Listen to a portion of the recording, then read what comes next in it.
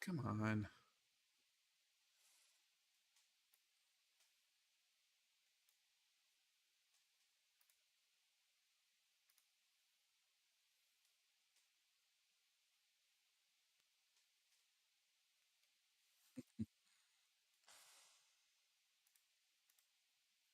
Should I start the show without Cliff or wait until he gets here? Um,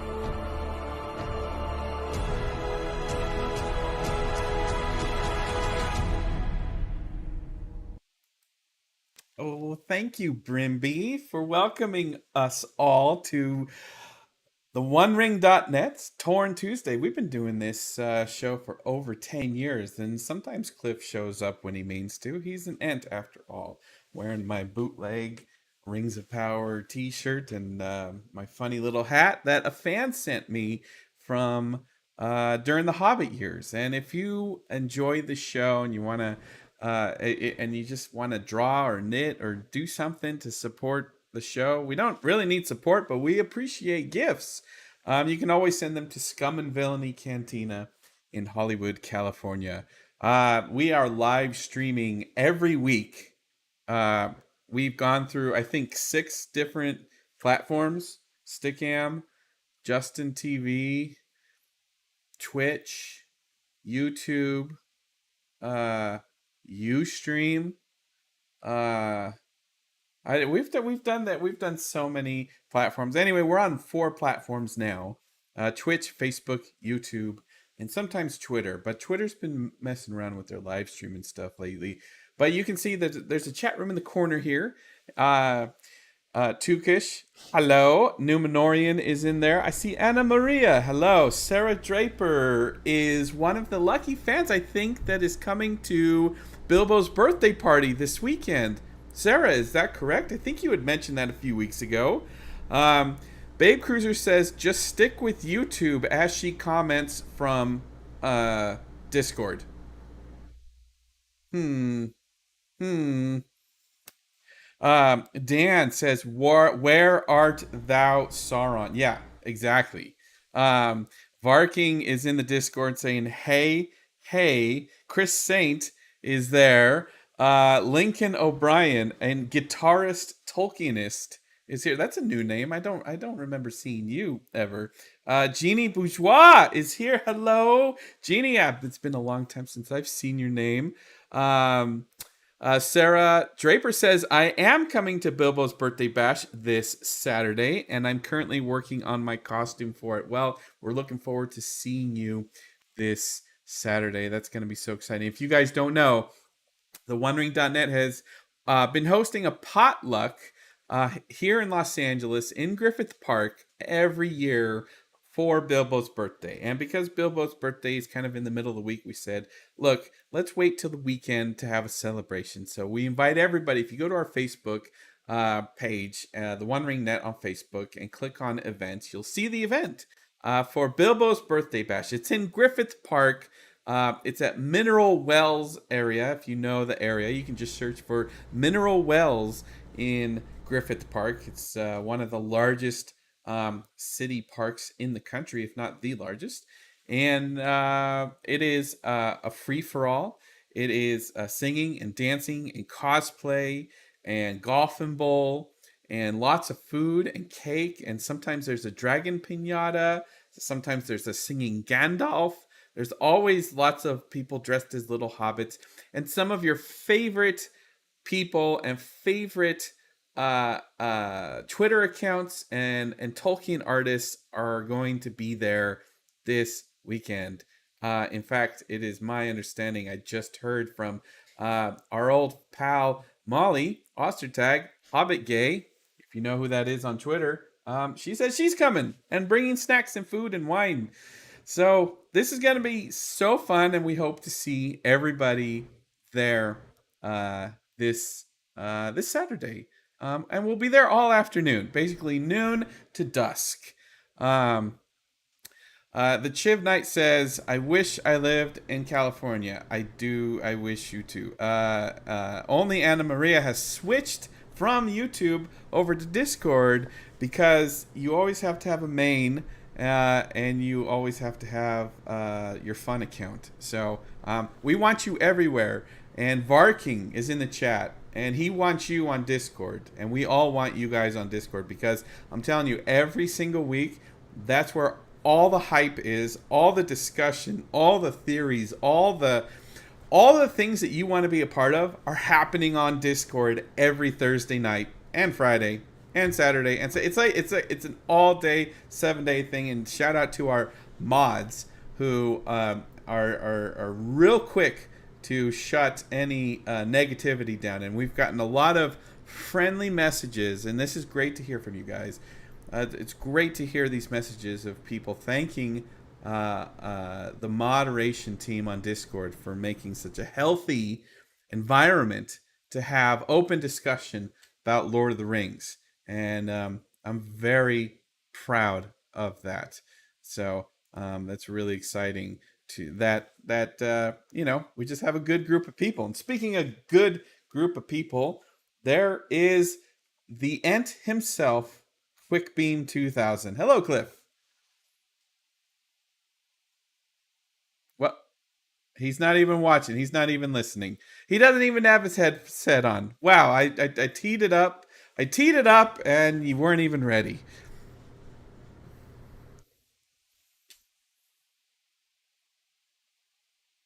Doing playback at You the same were time. watching. I heard you. You were watching the show rather than being on your show. I was making sure that I had it all running right here so I could talk to the chat and all the live people with us. And hello, Justin, and hello, everybody. Dwarven anger will outlive elven memory. I just thought that was a great line of dialogue. It was a really great line of dialogue from this recent episode 4 of the Rings of Power. And hello, everybody. It's so good to join you on Torn Tuesday. And thank you, Justin, for getting things started. I had a little bit of a bump in the road.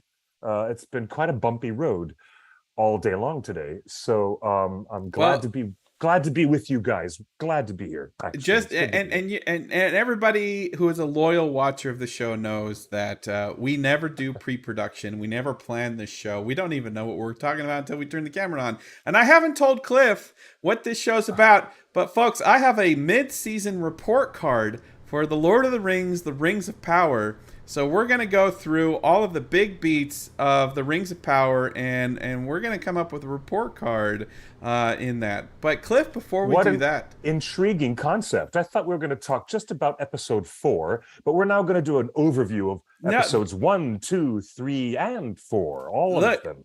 Look, if you want an episodic deep dive, you can check out Matt, Nerd of the Rings. You can check out the Tolkien professor, Corey Olson. You can check out New Beta Do Beta on TikTok.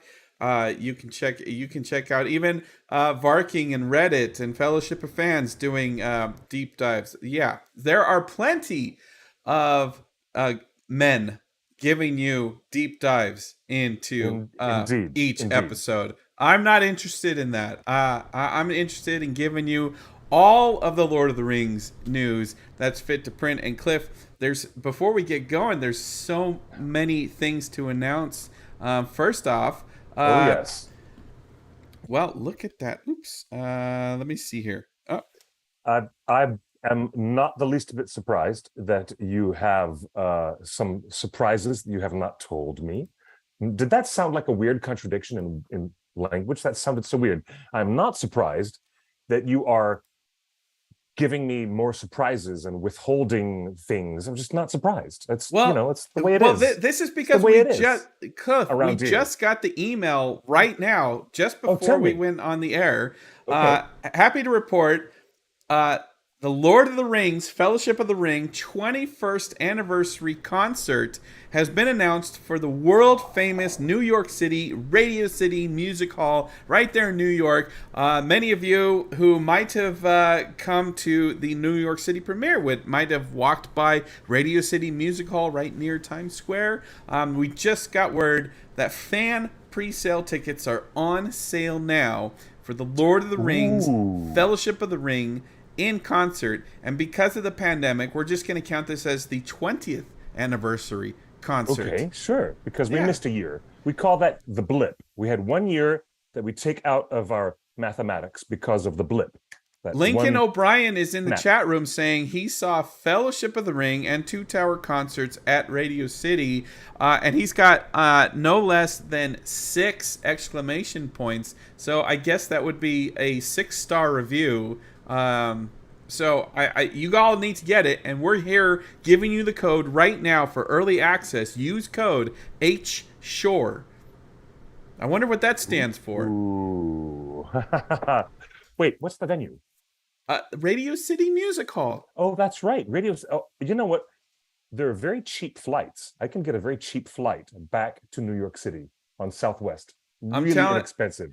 I'm, Really. I'm telling you, if you want one of the greatest theater experiences, you want to Yes. see Lord of the Rings live in concert. So That would be it. That would be an amazing once in a lifetime. And maybe for some lucky people, maybe a couple of more than once in a lifetime. But you're right. This is a really, really staggering live experience. It's a live show that is really nothing like seeing the film just in a regular theater. This is something very special indeed. It's really something. So that is breaking news. Fan pre-sale available to you right now. These shows always sold out, and I was just in London talking with Roy Tolkien and Jed Brophy because they hosted a lot of the concerts in Europe in the fall and winter of last year. So this show is not to be missed. So get your tickets for this February. Radio City Music Hall. Use code HSHORE. This is probably the only time where tickets will be affordable right now. Right. That's right. Because that's the world we live in. Other big Well, news. that is we've good to got plan ahead of time. We are looking at February, right? So it's That's very right. helpful to Another plan way ahead of time. Another That's great. 20th anniversary coming up this year. It is, of course, this year is the Two Towers 20th anniversary. And New Zealand Post has created some wonderful collectible coins to celebrate. So we're really excited to announce today that New Zealand Post just sent this over to us. These wonderful Two Towers inspired. Ooh. Wait, well, I don't know if that first pin is Two Towers because it shows a Hobbit hole. And we never go to the Shire in Two Towers at all, at least in the movies. So No, we don't. no, we don't. So, Caitlin Griffin is like, you talked to Roy Tolkien? Wow. Oh my gosh, if I could tell you the stories. Cliff, you've been friends with Roy longer than anybody, but it was just so wonderful to catch up with him at the London premiere, and we were having a chat. I'm sorry that I couldn't be there. Yeah, it must have been great. And so someone tapped him on his shoulder and said, "Hey man, we gotta do this." And he's like, "Justin, excuse me, I have to go to take a family photo with the 11 family members that are here Wow. at the premiere." Wow. Wow, that's 11 Tolkien family members right there. Wow. Gosh, that's so cool. Literally, probably one of the only times they've all been together as a family. That's for right. an event. It was a Probably. very special occasion. So, Lincoln O'Brien is asking, will there be a Torn party before or after the Radio City Music Hall show? Funny you ask, because we did not know about this event until this afternoon, and the emails are already flying about coordinating something special for and buying for the fans. So hold that thought, hold your breath. We're working on it because we want to do it. A Um, big party related to that February event? Absolutely, that'd be fabulous. That would be fabulous. Now, hello, King David, in the live chat, Manflesh. You know what? That's one of the best last names you could have. King David, Manflesh. You know what? That's swagger. That's some real good swagger in the live chat. I love that. But the question is, I still want to hear you guys' take on episode 4.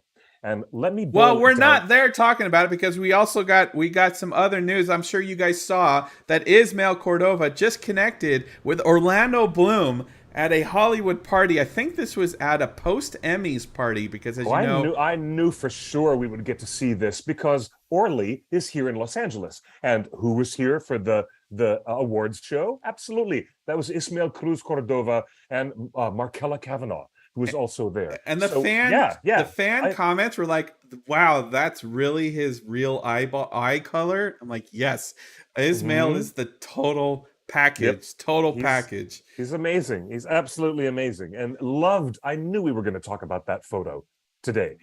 Do you have it up? Yeah, there it is. Yeah, Oh man, I love it. I love it. he's looking good. Other news, you might have seen this sword in the recent episode of Rings of Power. Um, Oh yeah, there's a moment where Galadriel just looks at the sword and actually takes 2 or 3 seconds to soak it in and acknowledge what that sword is, while Queen Regent Muriel is having this conversation with her, and it happens right before they take a moment to use the Palantir. um, so we have just confirmed, not we, Nerd of the Rings, Matt and Nerd of the Rings has officially confirmed today from the director himself, Wayne Shi Yip, that Yes, that is Narsil.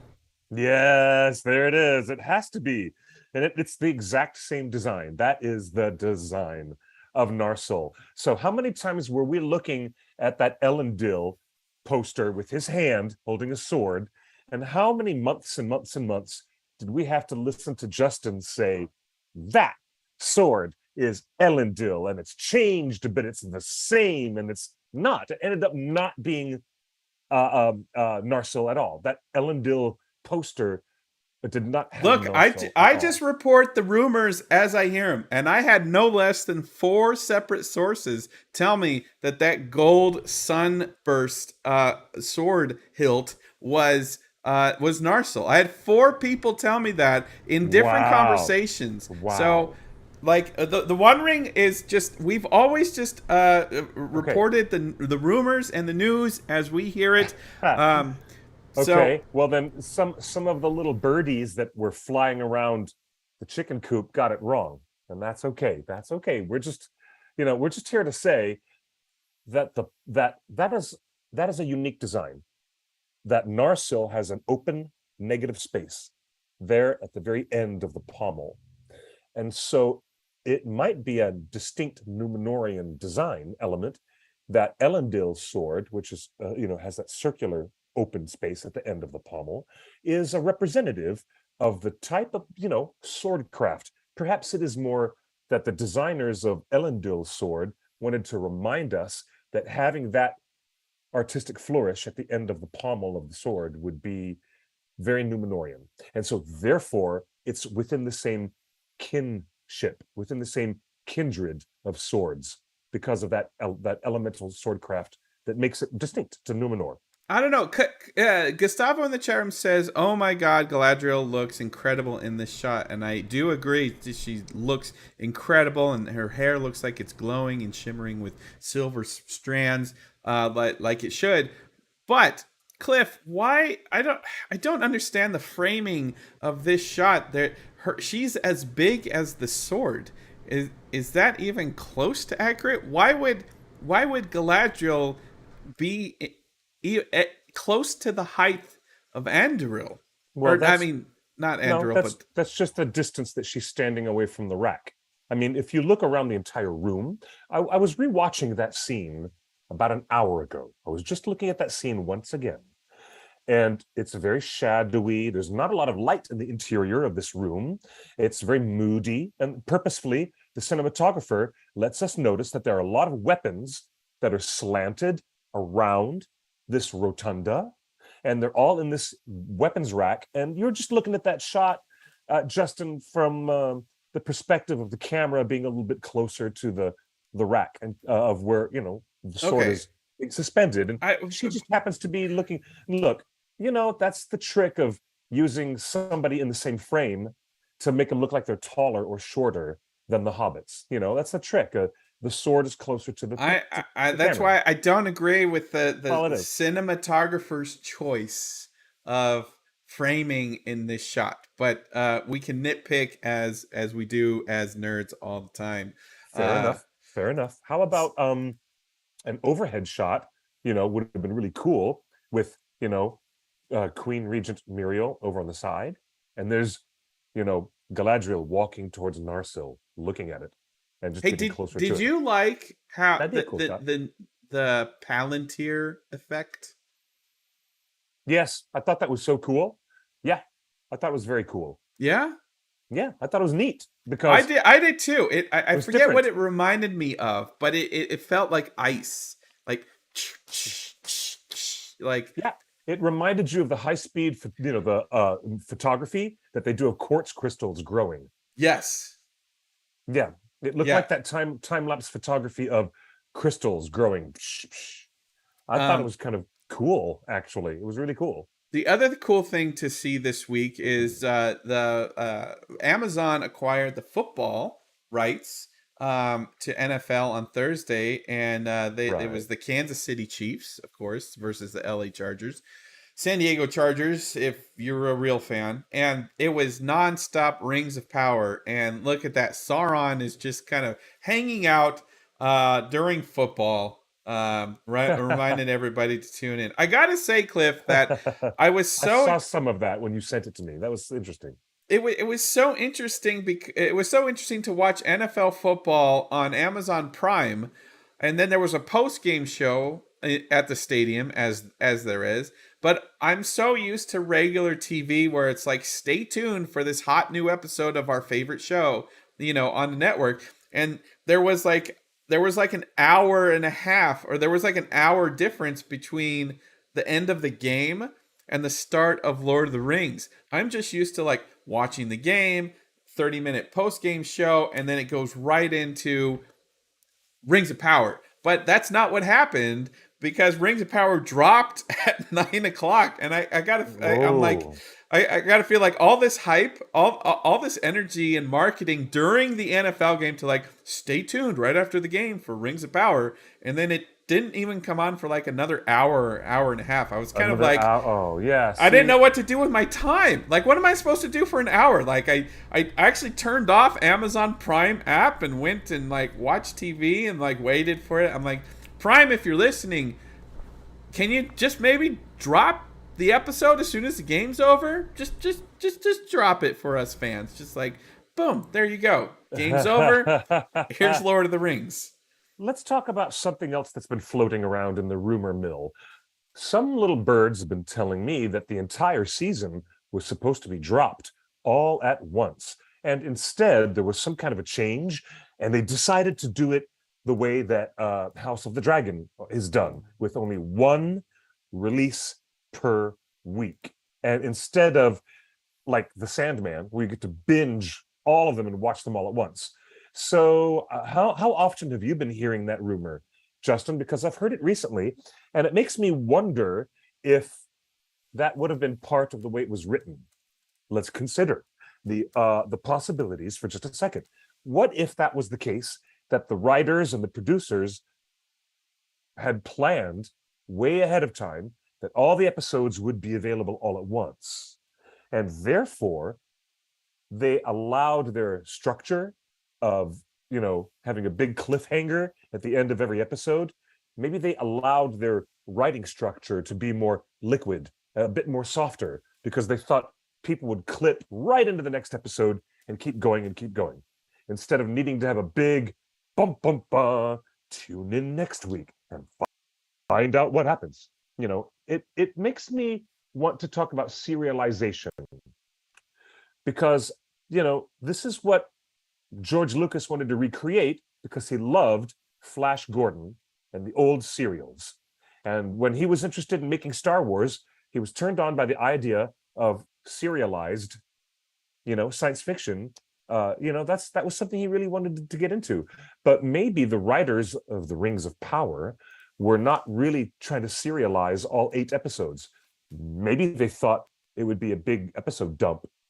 I don't know. What do you think? Have you been hearing anything like We had on any heard side of this rumor? It's just a weird rumor I keep we hearing. had heard a couple years ago that the entire first season was written as a complete thought, and Mm, that, remember, our earliest mm, rumors is that J.A. Bayona's 2-part pilot was a complete part of that thought. So basically, there was going to be a 2-part pilot, and then there was going to be a change in time, and then the rest of the season would play out as one complete story. Kind mm. of like what Game of Thrones is doing right now, where it's like the next episode of Game of Thrones is a huge time jump, and they're replacing Rhaenyra. They're replacing 2 of the actresses, who Oh, I okay. desperately adore. And their Mm. performance has been amazing. Right. So I'm Yeah. kind of bummed about that in House of Dragon. So our earliest rumors was, yes, the entire season was as a complete thought, and then we had heard rumors that they were going to drop this show on Labor Day weekend, which is when they drop the boys seasons. And Labor Day weekend here in America is a long 5-day holiday weekend. What a perfect time to drop an entire season, because we all have like the whole weekend off. Like we could binge it, right? Like 8 Right. episodes, we could binge it. So I don't know, like that. Those are the rumors that we did hear. Um, Hmm. so Okay. Yeah. All right. Well, I'm just wondering about that. Maybe at some point in the future we can get a delightful interview with one of the showrunners and some of the writers. That'd be great to talk to them and ask them. Because does that influence your work? Is my question. If you were going to know ahead of time that the whole streaming audience is going to get access to all the episodes all at once, does that change your writer's approach? I would really like to ask them that. Anyways, I mean, so it should change your writer's like your approach. yeah, yeah, you'd think that it would. because Uh, because Game of Thrones feels like episodic. Like every episode of Game of Thrones tells a story, and there's a conclusion at the end of every episode. That's my mm, opinion. And same with Star Wars. Like there's definitely a feeling of uh a complete thought. I'm not getting that with Lord of the Rings right now. Like okay. nothing's happened yet. I will say that there's very different stakes for very different people. In my opinion, just one man's opinion, I'm really intrigued by the stakes that are going on in the Southlands with Bronwyn, Theo, Arondir, and now the appearance of the orcs leader, who they call father. They call him Adar, right? I think that A the deer, stakes, Adar, um, which is a female father. deer. Shh, you can stop now, Justin. But I think the stakes aren't that high for Isildur.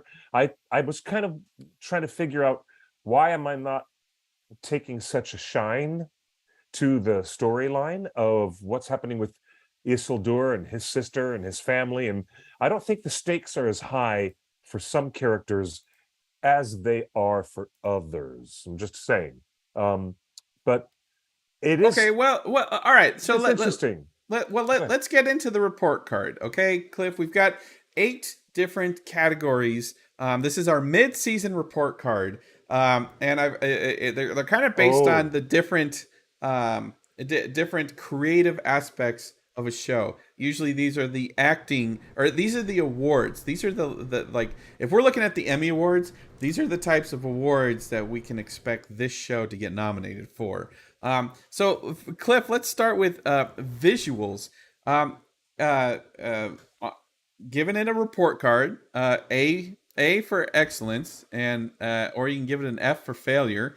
Um, uh, what do you think of the visuals that you've seen okay. in So I Rings of can't. Power? We're doing American grades. We're not doing British grade systems like exceeds expectations. Oh, nothing I like that. don't Okay, understand. I okay. don't. Yeah.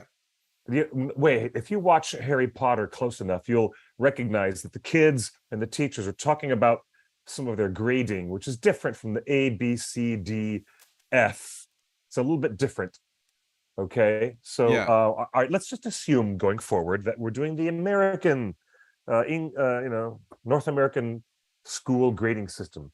A, B, C, D, because C is average, D is below average, and F is a failure for the course. Okay, so you Well, want to the start chat room is giving visuals an A, Cliff. as the first category? Yes, that's an easy Easy A.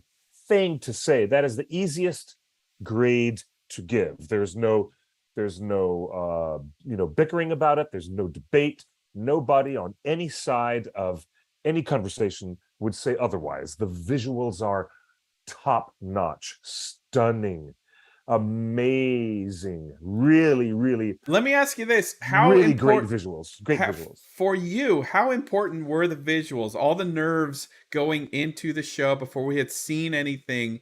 How important was this category to you? I think the importance of this category for me was, um, are we going to do honor to Andrew Lesney? Really, that's all I was thinking about was Andrew Lesney and how hard he worked on 6 movies for Peter Jackson. And I mean, you can talk about the way that Weta, beautiful, beautiful designs and armor and weapons and beautiful creature effects from Weta Workshop, but none of it matters if it isn't lit and photographed beautifully, right? Right. So the way that I they tell have, you, I tell you, yeah, I love it. visuals I for love, I love me it. was a top tier. That it was a top tier concern It for is. me, It and is. I can tell you that like when my report from that London influencer event in May, when I said this show looks like it should, that was the highest praise I can possibly give this show. There was Yeah, I give so this show much an A on the plus, line. What does a $1 billion TV show look like? It looks like this, and it looks A like it should.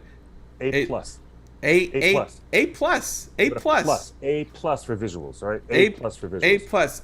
Oh, no That doubt, that no doubt about said, it. Cliff, you met you were correct in mentioning Andrew Lesney, a Oh, once in a generation talent, an artist in his own right. Every frame a painting. That man was divinely inspired, yes, and his yes. craft was top notch. And I'm telling you, if Amazon can find the next Andrew Lesney, I don't think they found him yet. If they can find him and enable him and give him all the freedom to just take the time to get the shots, uh, this show would just get A plus plus. But right now the visuals are perfect and it looks like it should. Next category, Cliff. Let me give a shout out. I just pulled up the name of the cinematographer from IMDb. Okay, and here it is. All cast and crew. I want to give a shout out Well, there's to different cinematographers, so we can't. We're just judging the overall thing. We can't really pinpoint a particular person because it is a team effort. The right. unique thing about the Peter Jackson movies, it was a singular effort. There was a single cinematographer, a single writer, a single director. So Right. we're just giving a report card. So the next Okay. category, Cliff, acting. That's also an easy category to grade, because we're not talking about the writing. This is not about the writing or the content of the script, but it's about the thespians on stage and the the absolute artistry of their craft as performers. And I don't see a weak spot. Everything is amazing. I'm going to give this category another A. That's me. What about you? What do you think, Justin? Hugan in the chat room agrees with you. Easy A. Easy Mm-hmm. A. Gustavo, A. Marisol, A. Chiv Knight, A for Arondir. That's right. Everyone's in agreement on this with you, Cliff. Well, hold on. Here in the YouTube chat, I see Dan Bites has a B, Numenorian a B, Sean McDonald a B minus, Hassan says a B. So I have lots of B's. So how about we combine all the A's and the B's and average that out? It's either an A minus or a B plus. I'm gonna give this an A minus because Okay. Arondir is cooler than Bronwyn. So I, I gotta, you know what? The only stuff that I haven't really liked, when before we got into the orc pit in episode 3, when Arondir was just talking to some of his elven buddies who were at the watchtower with him. I thought I thought some of that was kind of like, television acting, whatever. But then all of a sudden it got more serious and much more interesting when we were in episode 3. and Much more I interesting. love So Lenny yeah, Henry. Lenny Henry yeah. is delivering exactly the performance I Oh yeah. expected out of him. I love The Lenny Henry. I the don't have Harfoots are perfection. Are the Harfoots a perfection? As far yeah. as performance, all of them. The kids, the adults, the old man, the women, everyone of the Harfoots is perfect. So the So Disa, performances. the actually my favorites, I gotta say, still my favorites are Disa and Durin and Elrond. The Oh three of my them. God! Yeah, it just keeps Khazad-dûm. They're getting my better. favorites. All I right. really, really love Disa and Durin and Elrond are such an amazing, amazing part of the show. And I I heard her singing. Come on, listen. This is the part where they were finally showing the stuff where the dwarves were resonating under the mountain.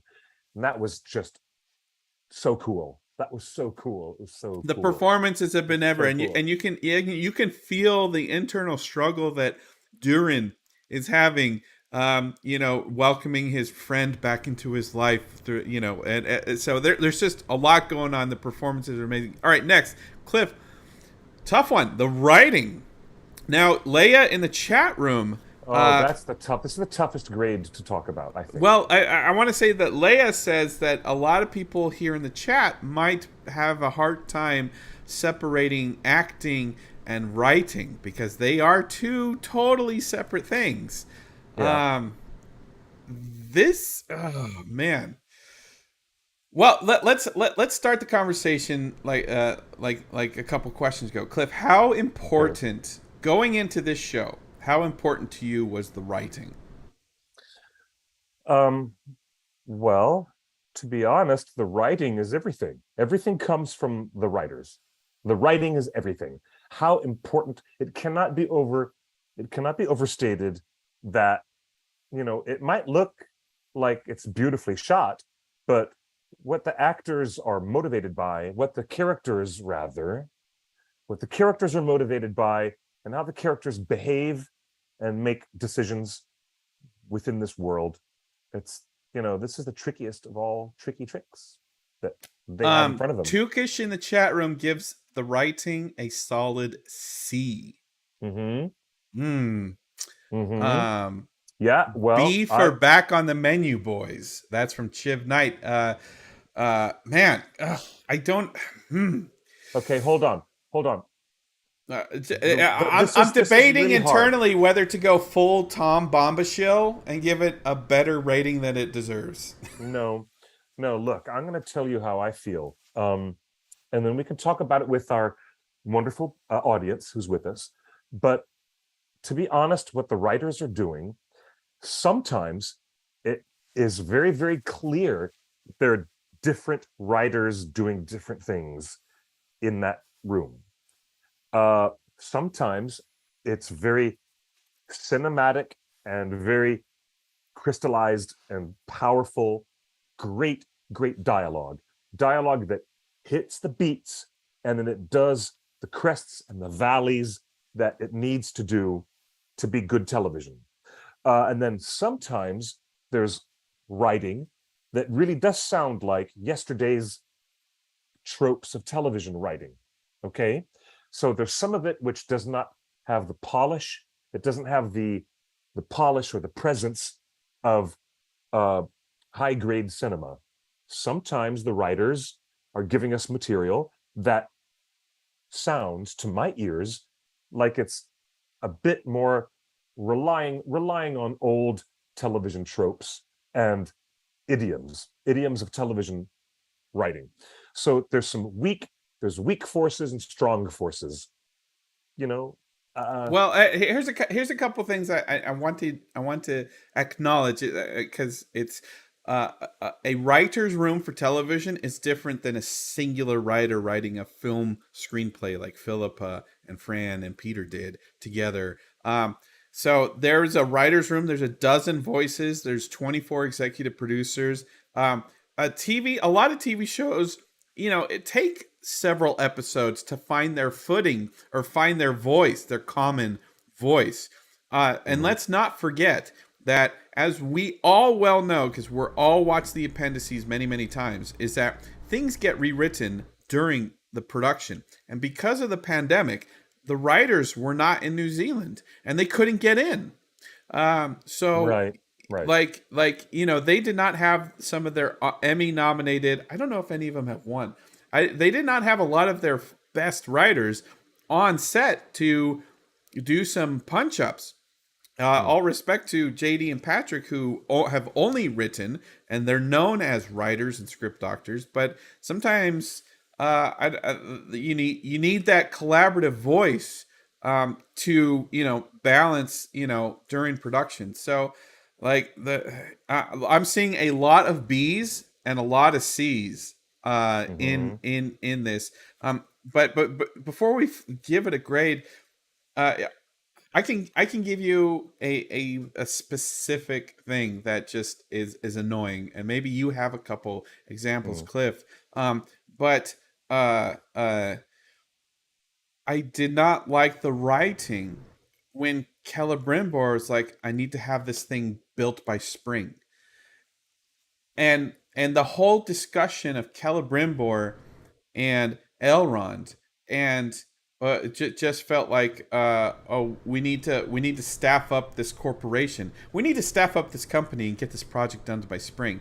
Like, if I don't know, I expect some more fantasy Tolkien type writing. Like, instead of saying I need this foundry built by spring, Celebrimbor could have said, I need this thing built by the third moon after the harvest on on a red sun, I after see a what you red mean. sun, like come up with some fantasy, like, interesting way to say I need this in 6 months, like the You you mean know you wanted something about Celebrimbor's dialogue to be like, "Stand by the grey stone when the thrush knocks, and the last light of the setting sun of Durin's day will shine upon the keyhole." You were looking for something a bit that more like sounds that, much right? more Tolkien than saying just get to the mountain by September 6th. Cliff, Okay, right.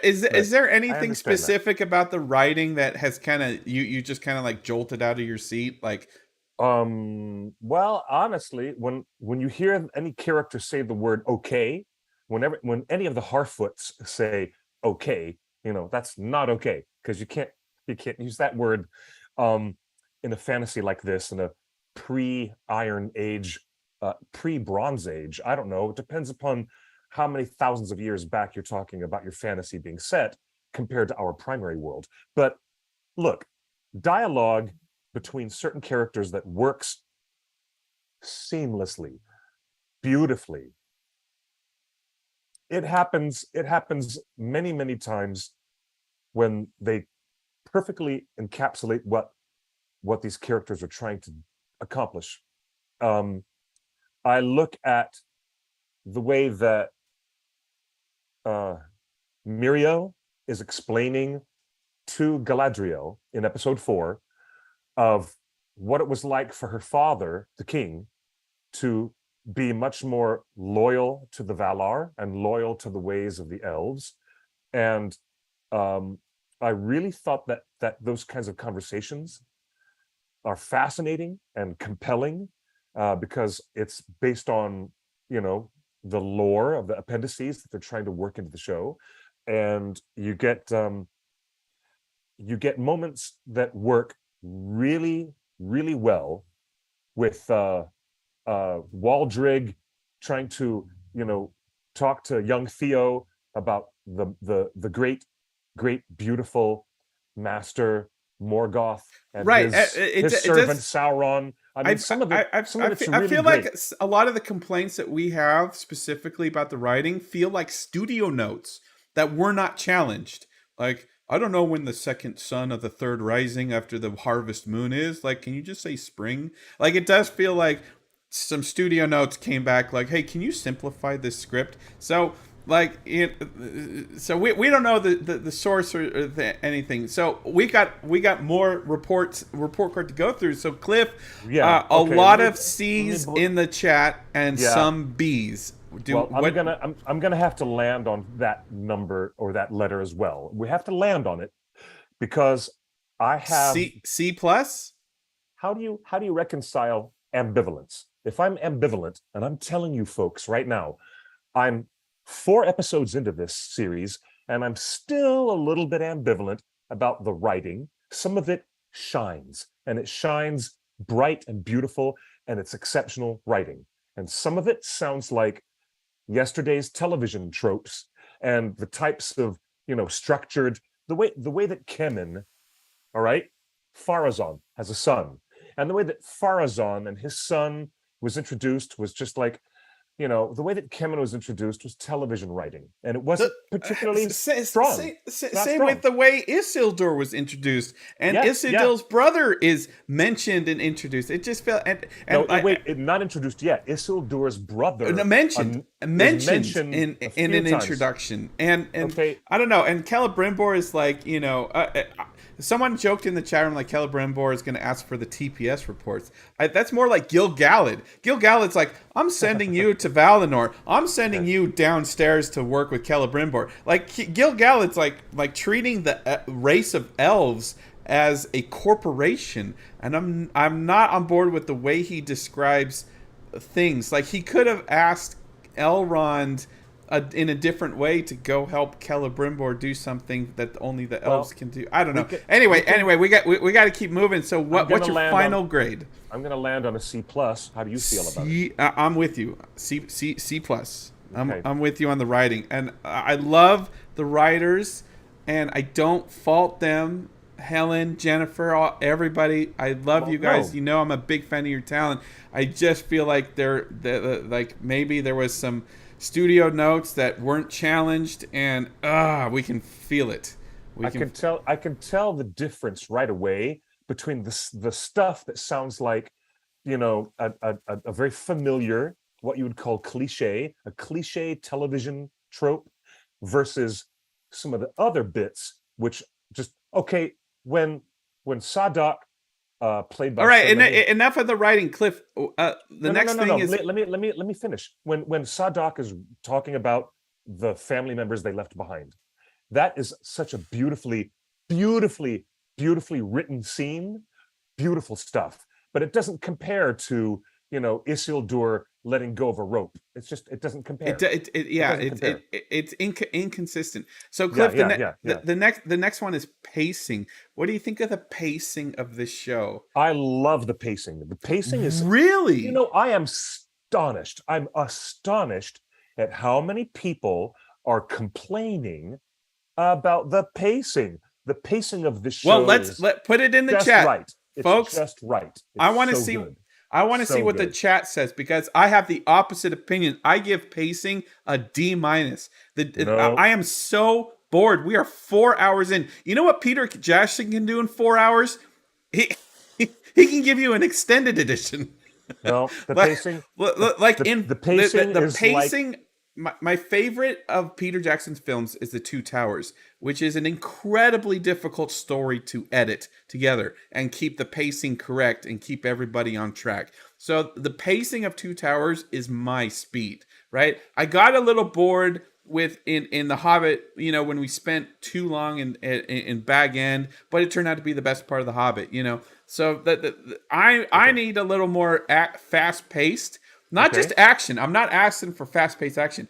I need things to happen. And so far, nothing has happened. No stakes have been set. No characters are at risk. Arondira's already been captured and released. Like, I don't know. The pacing is just molasses, and I'm not having a good time. And that is way different than what Cliff just said. Okay, that's fine. Here we get to be the odd couple. I mean, I'm Felix, you're Oscar, right? Okay, we all know how this works. It's totally okay to I see watch. C for Celeborn. I see a lot of A's. It's Uh, pronounced Celeborn. Celeborn. My Sorry, God. All right, look. my Look, opinion is invalid. it's not invalid, but I'm going to have to say that I might be the outlier. Not everybody wants to sit through a slow foreign film, but I love it. I love slow movies. I'm that kind of person. I like stories that are meditative and quiet. Look, you're going to in front of put me in front of a movie by Christopher Nolan. Like some of his movies often are slow, Oh yeah, they yes. breathe, a little bit. Um, you can put me in front of But Dark uh Knight runs at a clip. Fellowship runs at a clip. In 3 hours, in 4 hours, Fellowship gave me a complete emotional journey where we lost two of our main characters. There's a big battle. The Fellowship is split. In 4 hours, yes, Fellowship gets so much done. And here we are, 4 hours into this show, and I'm just like, is anything gonna happen? granted, this is true. But always remember that what Peter Jackson was doing with his Lord of the Rings adaptation was a very big job of condensing and shrinking it down into a smaller bit. Okay, Now, you know what? The chat room's correct. They're saying you're talking about movies. This is a TV show, not a movie. All right, let's take it to a TV show then. House of the Dragon. 4 episodes into House of Dragon, and so much has happened. So, like, people have gotten married. People have had kids already. People have been sliced open. Like dragons have done their dragoning. Like Matt Smith just conquered a battlefield single-handedly and walked out. Like, so much happened in like I I guess this is the okay, problem this is with this show releasing every week against along with House of the Dragon. We get to yes. do an A and B compare. Well, I mean, this is fascinating to talk about. Maybe this was supposed to be all released all at once, so we wouldn't be complaining about the pacing. The That's what I pacing feel. This show is feels like it should all be right. binged. I want to acknowledge Matt. Hello, Matt, nerd of the rings, and he says I could be more patient with the pacing if we had any clue what we were heading toward. There is no clear goal that many of these storylines are heading toward, I and you know don't know. what? Nothing's happening. I don't know what's That supposed to happen. if you were binging, you wouldn't have that sensation. All No, right. not Well, at all. okay. Well, All right, all so right. I understand where you're coming from, and I appreciate because you like Miyazaki and you like those slow burn movies, and I hope you've taken into account kind of what I've just said of like come on, pick up the pace a little bit. So where Yeah, are we yeah. I landing with understand. pacing? Where are we landing with the pacing? Because we're Uh, on opposite ends, but the chat room is giving a lot of credit to the pacing. So I'm I mean, wondering look. if All this right. is Look. an A I or a B. I love Terrence Malick. I like Miyazaki. I like my foreign films, and I like things that breathe and take their time to breathe. I'm just that kind of guy. So you know what I'm going to say? I say the pacing is just fine, but I Is understand it this an is A or a B fine? for the pacing. I think Yeah. the pacing is great. I think it's a B plus or an A minus. That's just me. You know what? I'll give you the B plus. I'll give you the B plus. But I understand not everybody likes to sit through a slow Terrence Malick film. I understand. So I will totally allow everybody else to have, their own bandwidth on this. Of course, Tukish in the chat room agrees. B plus. It drags a little here and there, but that's okay. I'm missing the YouTube chat. I can't see it. What, You should Matt? Do see. you agree? Do you agree No, with this? Matt has Uh, given the pacing a C plus, a C. and Okay, so Matt's on my side. yeah, and a lot of people have said the pacing is a D, a D, a That yeah, D, and it's and wait. Okay, so they're really do we fix this? Is it not a B plus? Is you it better is you're going to have to change it because more people feel differently than I do. I'm not the popular opinion here. So you might as what well in your opinion, from what you see, what is the popular opinion? a C minus.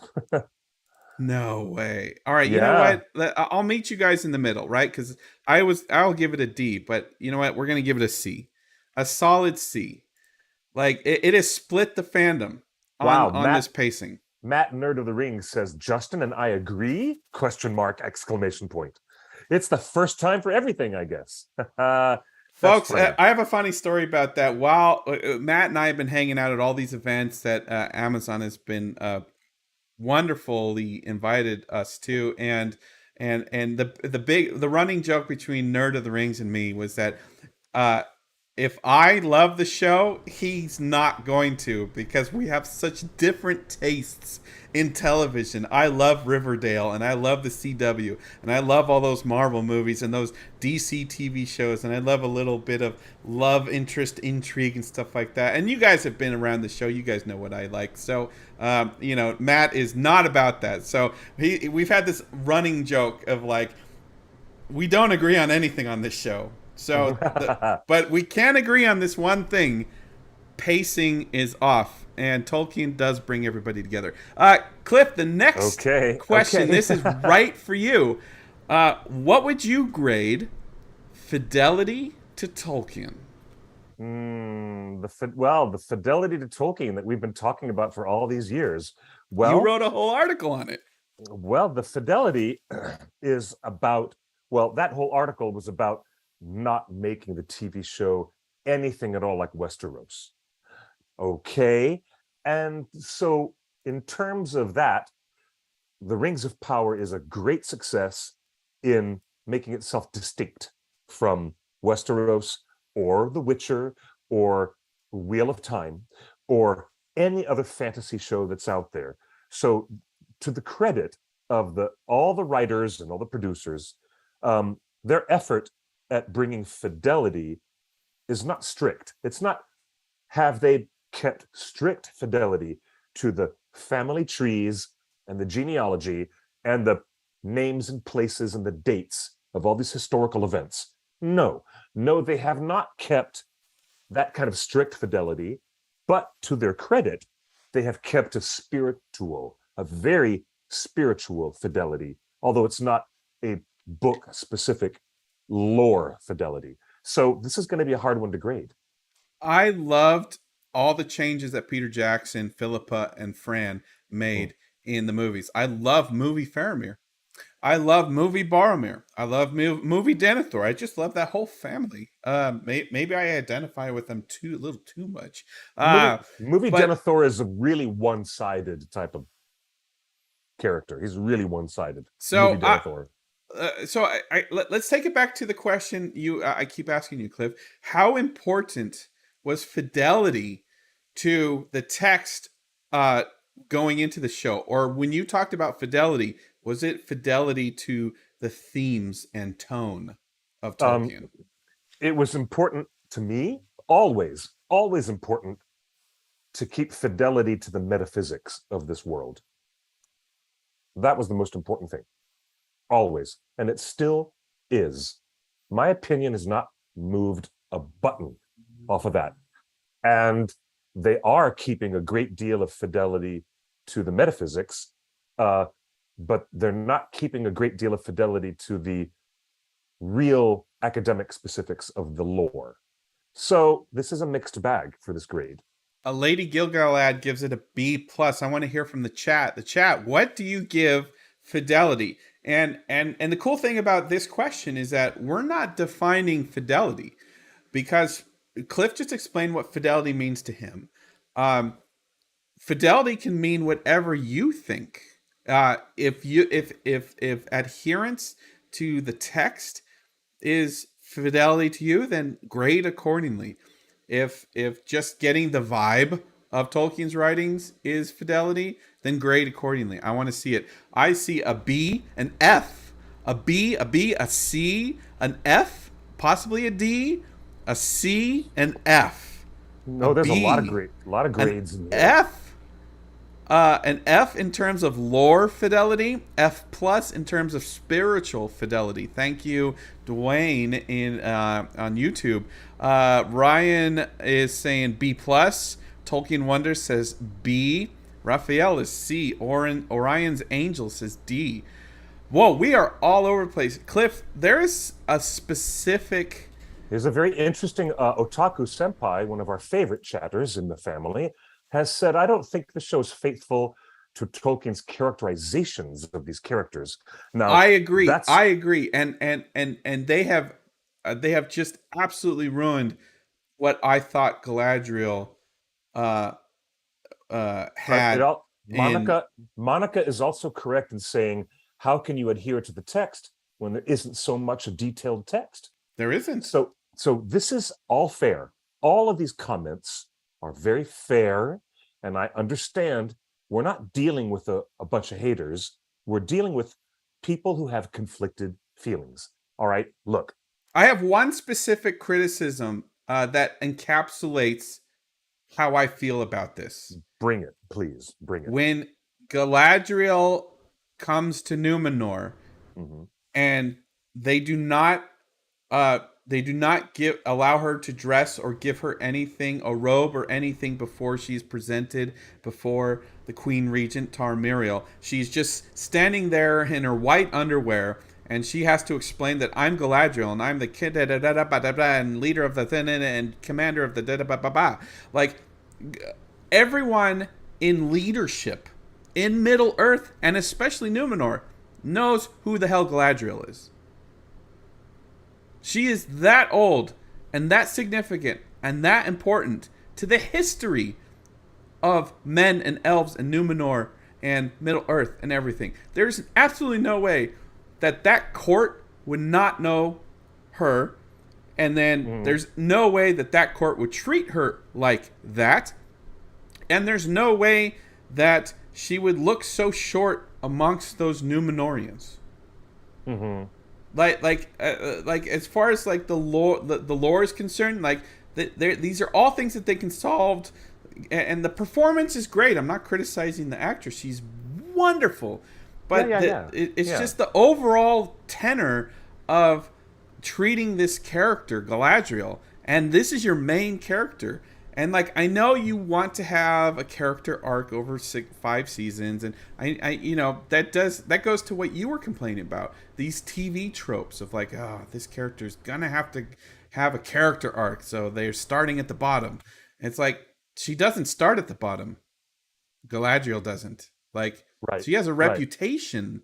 She already has a reputation.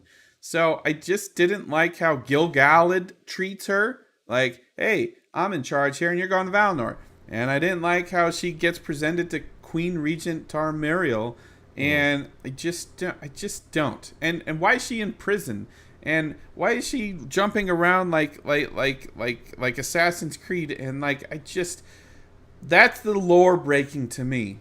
Mm-hmm. And I haven't read anything about. I haven't read anything, so I don't even know what the lore is supposed to be. But I'm just influenced. So, gosh, I get it. I get what you're saying. Look, I don't have any problems with Queen Regent Tarmiriel, and I love Cynthia. Her performance is great. I love Morpheth Clark, and the way that these two we've already determined the performances are perfect all around, but they're working with the material that they're given. What kind of I find weird, a lot of the weirdness in the way they break away from the lore with Finrod, Galadriel's brother, being dead. Well, and the elves are taking our jobs. Come on, that is not the lore. Thank you for stepping on my sentence. I was just about to get there, but yes, but Finrod, is, if you know anything about the Silmarillion, he's alive and he's alive and well, and he's alive in Valinor, and he's not really dead because he comes back. And anyways, so the stuff with uh, Elendil and his family should be living over on the other side of Numenor. They shouldn't even be here in the city where they are right now. And all that would this, explain why he knows where the secret library is with Elros. but yeah.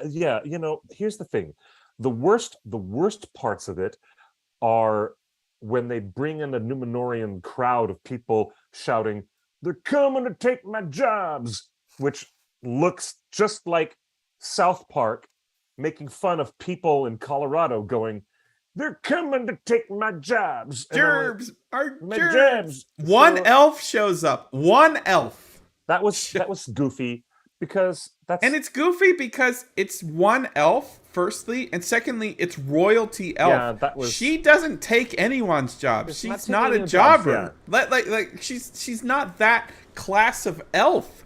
Period. So it was totally like I don't know. But it has been mentioned, and it's still being mentioned by Matt and a lot of other people in the chat. You've got to recognize that Numenor's downfall, for the metaphysical reason, is not because they were worried about economics of their guild or their jobs in their guild being taken over by elves, or Pharazôn saying, by the end of all this, the elves are going to be taking orders from the men, because that's not really what it's about. The downfall of Numenor is not about that. It's about their hubris to not accept the gift of their own mortality, and their hubris that they could claim an immortality that was never theirs. That's got nothing to do with the things that we saw. Yeah. So there's a lot of moments where the fidelity to Tolkien misses the mark, and then there's some moments where they hit the fidelity beautifully, really beautifully. So again, this is a big mixed bag, a very mixed bag. If you're going to grade, we're going to have to grade it. I'm going to settle down on a C- for this. A C-. Yeah, of course. Chat room, do you agree with that grading? Like the chat room is totally polarized and divided on whether fidelity to Tolkien gets a good grade on the first half of the first season of the show. Again, we're just judging Sharon. The first half of the season. Exactly. That's why I need to talk to someone in the chat. Sharon, yes, Sharon, I understand that the show at present has none of that I was just speaking about. And you guys are giving fidelity anything but an F. It's not an absolute F. It's too soon. In fact, I question the wisdom of doing this report card in the middle of the season. Anyways, I'm just saying I question midterms. I question midterm report cards all through my grade school years. And I kept telling my parents and my teachers, why do we get midterm report cards? This is just a fact of life. When I was a kid, you got report cards 4 times a year. Quarterly. You got report cards. It's not quarterly. Fair. That's not fair. Four times in the school year. But the fidelity F B B F F no B. The fidelity question is when they create stuff like look, there's Celebrimbor right in Eregion, and look at Ost Enethil. It's right outside of Moria. And look, they're having this great economic relationship with a cultural relationship with the dwarves of Khazad-dûm. All that stuff is great. That is fidelity. Great fidelity to Tolkien. But then there's some other weird bits where we know it's wobbly, really wobbly. So what are you going to do? This is a midterm report card. Wheatbix sums it up correctly in our Discord. Wheatbix says, I can turn my F into an A+ by the end of the school year. And I hope that this show turns it around. But the fact that there is a Balrog coming in the next few episodes, fidelity might still be on the thing. So, Cliff, I'm as long as this is not Durin's Bane. Maybe it's a different Balrog. We don't know yet. But you're right. I want to acknowledge people in the chat. We have to give grades based on what we have seen so far, not what could have been. So I guess we're going to find out together when we get there. So one of your biggest fears for the last 2 years, and you wrote some wonderful articles on fidelity to Tolkien, and you trended the hashtag several times, hashtag fidelity to Tolkien. So now that you've seen 4 hours of this show, you're saying C minus. That's yeah, that's Sold. that. All right, moving on. Well, hold on. I mean, at least you get to put your opinion in too. I At agree. least, No, I agree. I would give it a lower rating, but I agree. I agree with you on this one. well, I mean, that's because we know that Galadriel never went to Numenor at all, and we know all these things. But I'm fascinated by some of the cool, really cool stuff, and some of the insights that they have given to this world, and they've been very thoughtful. I'm not saying that the fidelity problem here means that they have not made a thoughtful production. I am not saying that. Okay, we are obviously being given a very thoughtful production, but some of the decisions they're making are a bit weird. Just a little bit weird. Um, so let's see. Maybe by the end of season one, we can change some of these grades, and we'll revisit this at the end of season Look, one. midterm report card. We all had to do it. All right, Cliff. The next. Wow, we changed that. Oops. C minus. All right, next. Grade. Special effects and visual effects. Oh wow, they're awesome. They're all kinds of awesome. A plus for me. What about you? Yeah, an easy A A for plus. that. Everyone in Yeah. the chat room agree? Like like do we even need to discuss special effects and visual effects, because this is what you get with $1 billion show. It's obvious what a workshop worked on it. I see A plus plus plus plus A plus A plus A plus. Yeah, it's just an A plus. They knocked it out of the park on the visual effects. Even the green screen stuff that we know that was shot in a dunk tank, all the Yeah. water stuff, all of the storm stuff and Galadriel raft and everything that you and I actually know was green screen does not look green screen. I Mm. I do wish that there was a little bit more of New Zealand, and less special effects. Numenor looks cool, but it still looks fakey. I don't Nah, know. Numenor looks great to Does me. it? You really Oh like it? yeah. Oh, the colors, the choice of colors. There's this aquamarine blue in everything, in the architecture, in the people, in the boats, in the walls, in the costumes. This really cool. Yeah, I like Numenor at night. The way that Numenor looks at night is amazing. And when she had that dream sequence at the opening of episode 4 with the giant tumultuous wave coming over the island continent to destroy it, I thought that was really awesome. Yeah. Really? Yeah. All right. If you say so, I'm gonna bring this up on screen.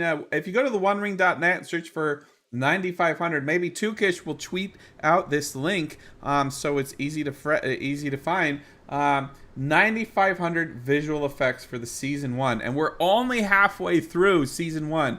Rings of Power used 20 visual effects studios, nearly 10,000 visual effects shots. This is what $1 billion TV show looks like. And it's all up on screen. Every dollar, every cent is up on screen. And I can't thank Amazon enough for committing this amount of support and resources into making Middle Earth look this good. A People are still plus. talking about the Chihuahua warg. Well, look, that's a creative decision, and that's a creative decision and not anything else. All right, Actually, next. I thought it was a tip of the hat to Ray Harryhausen. I thought that there was something in the warg to make him look a little bit like that stop motion magic that Harryhausen did. I So agree. I think that may have been a deliberate tip of the hat to him. Really. I I, That's I just me. agree. Cliff. Okay, this is gonna be a tough conversation. Hmm. Music. What would you grade the music that you've heard on this show? Wow, it's awesome, really awesome. I love it. I love the music, and I love the way the music was used at the end of episode 4. So it's an A. It's a high grade for me. It's an Uh, A. yeah, Let's go to the A chat. minus, I see A a B, minus, B or B plus. B plus. Yeah, Yeah, it's I see great a lot stuff. of B pluses. I see some a couple A pluses, some Bs, some A's, some B plus. Cliff, we have a clip. Um, I don't know if you'll be able to hear it, but I'll let you know when it's over. But we have a clip here. Okay. Bear McCreary recently jumped onto Amazon's Twitch channel. By the way, Amazon owns Twitch. If you didn't know that, Amazon owns Twitch. They also own Lord of the Rings, the TV show. So here is Bear McCreary from Friday on this. So how specific did you get for writing themes for characters' places? Incredibly specifically. I made a list in the beginning of 15 themes, and I thought this is absurd that I would start off with this many. It's too many. It's too much to keep track of. But as I really thought about it and mapped out the themes and wrote them, I needed them, and I ended up with more. There's only one scene that I wrote where the cue ended up so cool that it became a theme. I'm almost embarrassed to admit this, but it's on the album Nola Matar, which is an Elven word for like brave warrior. It's this scene that is so cool that when I saw it, I was just like, I gotta write something new. I just need to write a cue for this one scene that sounds so awesome that it lives up to the scene itself.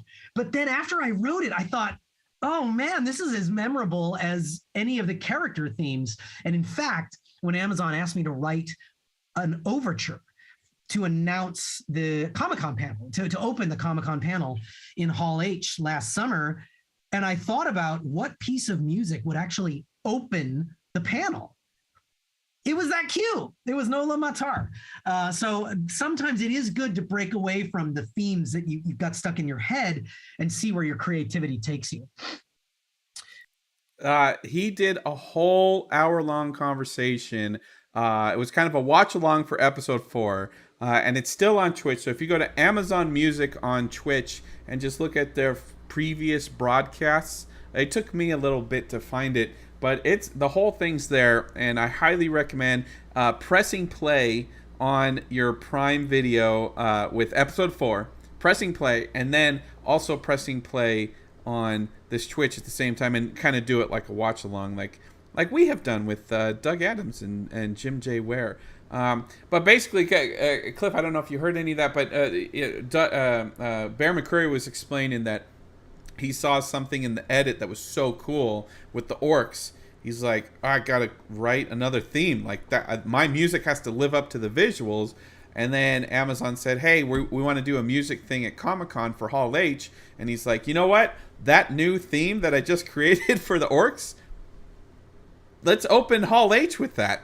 Like, the first music we ever heard was one of the last themes he ever wrote. Are you muted? Yes, that's very cool. I didn't know that was one of the last pieces he'd written for the show. Just to have it premiere at Comic-Con. That's so cool. So I guess again, going to the report card, we're grading the mid-season music. My main criticism is not the music; it's the mix. There's been a ton of times on this TV show that the music is just loud and overwhelming, and it is nonstop. There's not a breathable moment. You talk about the pacing, like you want to be slow. I want those quiet moments that Peter Jackson was really good at giving us, and Andrew Lesney.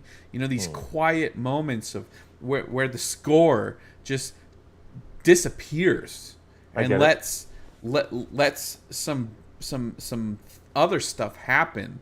And right now I feel like the music is being beaten over our head with like music. Man, look at all the money we spent on this music. You're gonna hear every inch of it. That's what I feel right now. It's a little overpowering, and that's my opinion of it.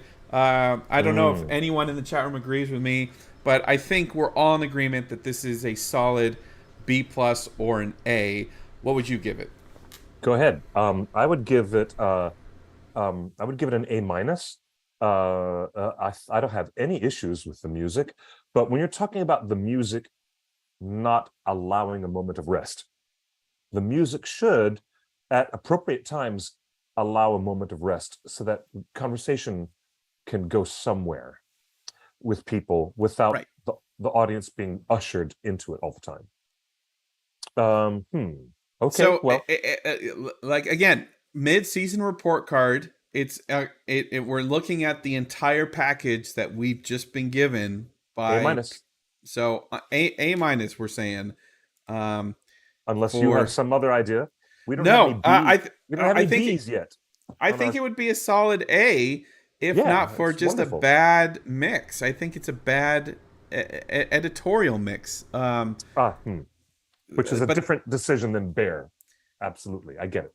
I will say this: like the pressure was on Bear, and the crushing pressure that us fans desperate for Howard Shore to return, and the rumors that Howard was desperate to return, and Bear walking into that situation, uh, Mm, with yeah, that legacy. yeah. I got it all credit to Bear. He met the moment. Congratulations, Bear McCreary. You did meet the moment. I think it's higher than a B plus because what we saw in episode 4 with Sophia Nomvete singing and resonating under the mountain, that was like, wow, am I listening to a brand new Dead Can Dance album? Am I suddenly listening to, you know, Oscar winner from Gladiator, Hans Zimmer and Lisa Gerard? And it's worth mentioning, obviously, that Lisa Gerard is one half of the band Dead Can Dance. And it was great. The music is really great stuff. To me, I don't have The any complaints. I got no but complaints. but it's getting an A minus for me. It's getting the minus for me. It's because I cannot whistle any theme to you right now. Whereas when I walked out of all the Hobbit movies and Lord of the Rings movies, I was just enamored and Yeah. enraptured by all of the themes. And remember, we hadn't even heard half the themes in Fellowship. We get to Two Towers, and then we're introduced to double the score: the Rohan theme and Gollum's theme. All of these iconic themes that we didn't even hear in Fellowship. All of them so iconic, so memorable, Mm-hmm. so listenable on their own. You don't even need to tune it on. So I do appreciate that Amazon Music is putting every episode's soundtrack Yeah. up on Prime Music, and maybe I just need to keep on listening, and maybe this will grab me at some point. But I'm not totally grabbed. All right, final thing, Okay. Cliff.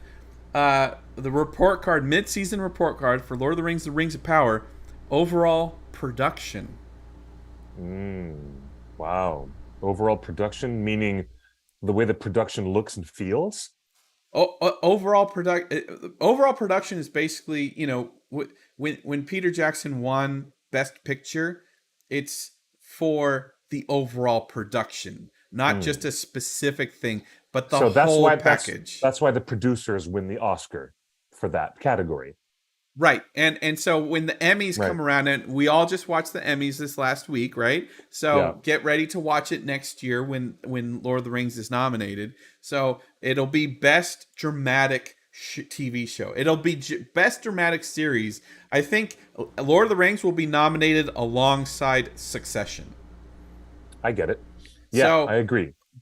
so the producers go up and win the award. So what would you grade the overall production of what you've seen halfway through the season?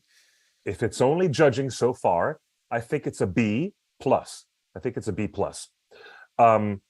Because I know what I don't like, and I know what I really love. I know what I'm really attracted to in Professor Tolkien's storytelling. Personally, we all know this. In your heart, deep in your personal heart, you know what it is that attracts you to Professor Tolkien. There's something different about his storytelling that is elevated. It is more pure of moral intention. It is pure in its moral intention, and it is more thoughtful, much more thoughtful and well considered in describing the natural world and revealing things about ourselves in this beautiful natural secondary world that is Middle Earth. So the production is very successful at, more than anything, the Rings of Power is very successful at distinguishing itself from any other fantasy TV series that's out there by a long shot. And that is because they're trying to carry that mantle of Tolkien's higher sense of things, that high romance, that more rarefied air of moral clarity and a vivid, really vivid immersion in the secondary world. So I think the production is very, very successful on those points in particular. What do you think?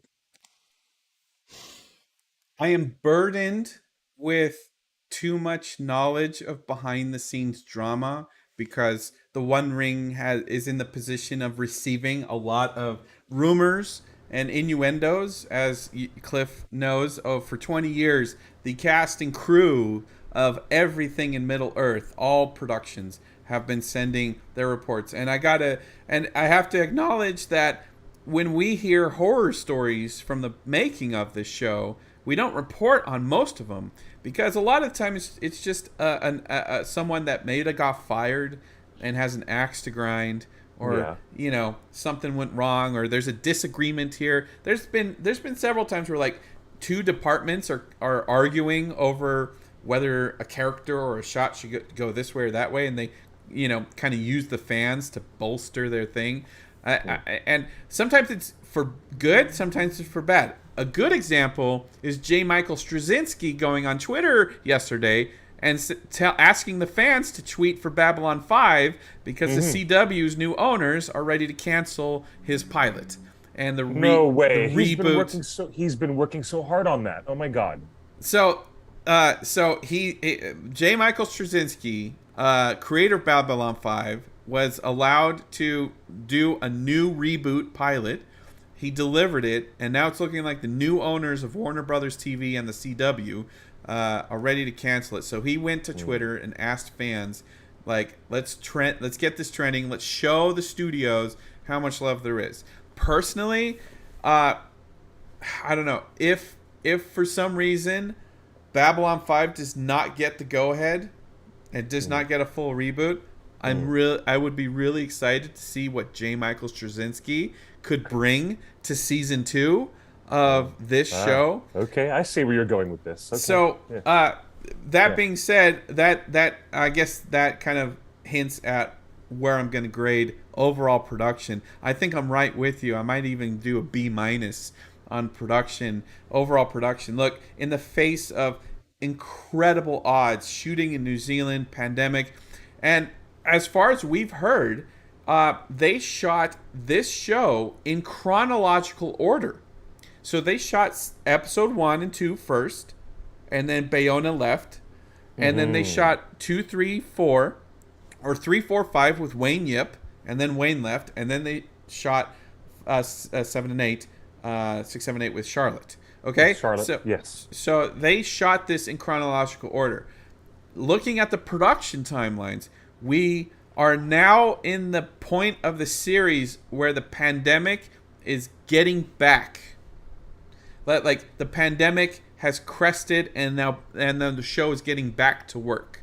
So I expect the next half of the season to be incredible from an acting perspective, because the cast got to know each other and hang out during quarantine when everything was on lockdown, and the relationships strengthened and formed. So I'm looking forward to a crazy great second half of the season. But the first season, I don't know, overall production feels like a show still trying to get its footing, and it's obvious that they put a lot of resources and budget behind it, and every dollar's on screen. But Actually, it is. It looks like every dollar is on screen, but you know what's going to change? I would predict, and I wrote this in my review of episodes 1 and 2, but I would predict there's going to be some significant changes to the way the show looks and sounds now that it's being produced in a different country. in I a think it'll different be, country with a yeah. different production studio. The other thing, but the other thing I want to say about the overall production, the quality of production right now, is we all know that New Zealand New Zealand people take Mhm. pride in Lord of the Rings. It is a sense of national pride that New Yes. Zealand Oh, is yes. Middle Earth, Mhm. and New Zealand film crews put forth their best effort, and they go the extra mile. And even the extras, whether they're orcs or elves or something, even the extras like huddle and say, hey, how can we make this scene better, even though the director didn't ask for it. So I think there's a level of effort that the Yes. New Zealand shooting in New Zealand gave to the production that will diminish by shooting, in the UK. There are pluses and minuses to this move, but I think the creative minuses might outweigh. But I'm gonna give overall production a B plus from what we've seen. It's just it's Mhm. not there. The post production, the editing is kind of it's just too slow, man. Like there's so many like huge gaping things that I'm just like, why isn't this as exciting as House of the Dragon? When you had Game of Thrones himself, Brian Cogman, was literally a consultant on the show. This season should have been like the best of Thrones Look, in Middle Earth. all credit to Mr. Cogman, but he wasn't there to be the writer. He wasn't there to be the writer. He was there to set up a show Bible. And so he helped them. He helped But them the that's way he could overall help them by production. setting up a Bible, but That's the you know, overall production Bible. When what is a show Bible? It's the production Bible. I don't mind the pacing. Look, I okay, people complained a lot about Peter Jackson's films being 3 hours long. Yes.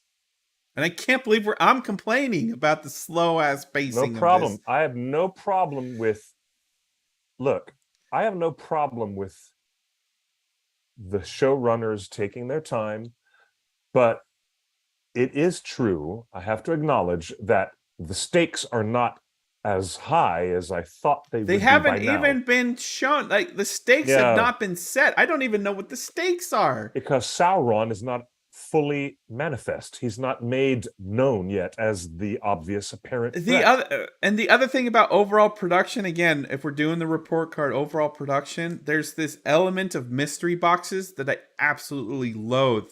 Tolkien was never about mystery boxes. It's okay.